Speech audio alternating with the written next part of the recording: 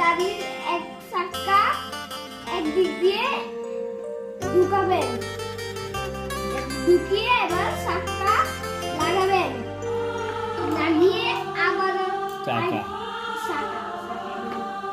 আবার আরেকটা ঢুকাবেন। এবার ঢুকানো তৈরি হয়ে গেল। এবার দেখেন এটা অনেক ভালো একটা গাড়ি।